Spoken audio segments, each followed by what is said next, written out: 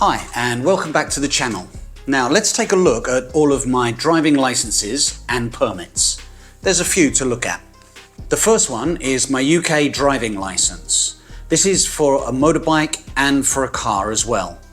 I first took the car test and then I took the motorbike test and got the full A test.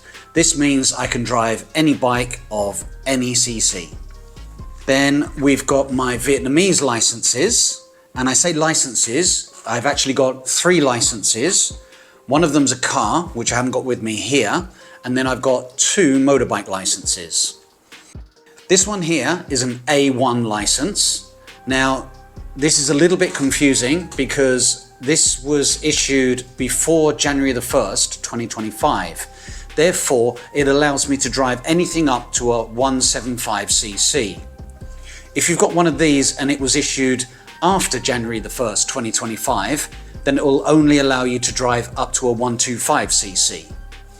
Then I've got my A2 license. The A2 is bigger than A1, so if you have a new A1, it will let you drive anything from 125cc and above.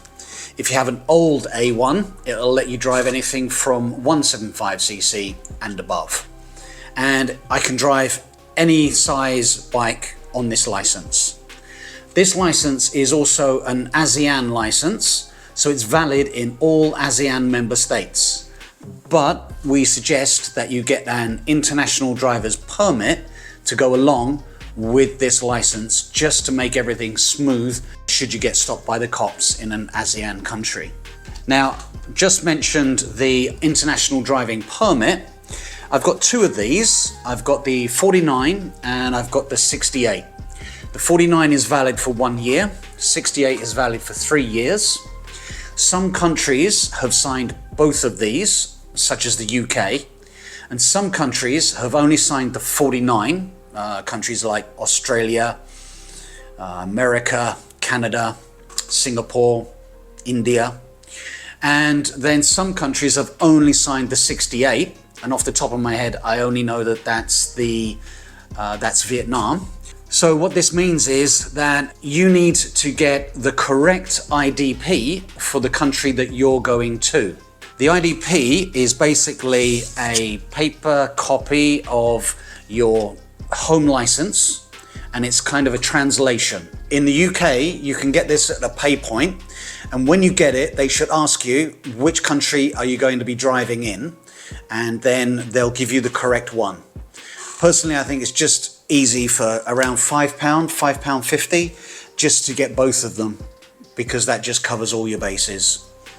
In Vietnam, you need to use the 1968, and then you also need to have your home license. Now, of course, your home license needs to be endorsed for a motorbike of the size that you're going to be driving.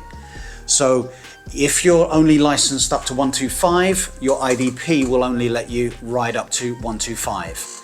If you've got a full license and it's over that, then the IDP will reflect the same thing. So there you have it, really. There's your home license. If you've got an ASEAN license, then that's great. And generally speaking, we advise you getting an IDP. One thing to mention about the IDP, and you'll see some people online saying get a digital IDP. In Vietnam, strictly speaking, you need to have the paper copy. It's actually written in the law that you need to provide the paper copy, not a digital copy. And that's because they know that there's so many fake IDPs out there. For example, if you have a home license from Australia, then you can get the 49 IDP. But digitally, some companies will sell you a 68 IDP. And of course the cops here, they know, Australian license, 68 IDP, whether it's paper or digital, they know that it's impossible for you to get it in Australia legitimately, and it's fake. So you will get fined. On top of this, your insurance company is not stupid either, and if they look carefully enough into it, in the case of a big accident, exactly when you need insurance, they will see that you're driving illegally and they won't pay out. So overall, you've got all those licenses. Check out our blog because we've got how to drive legally in Vietnam on our blog. And also remember, if you like the content, like, subscribe, share with your friends. And if you've got any questions, just put them in the comments below and we'll get you the accurate answers. Thanks a lot and see you in the next video.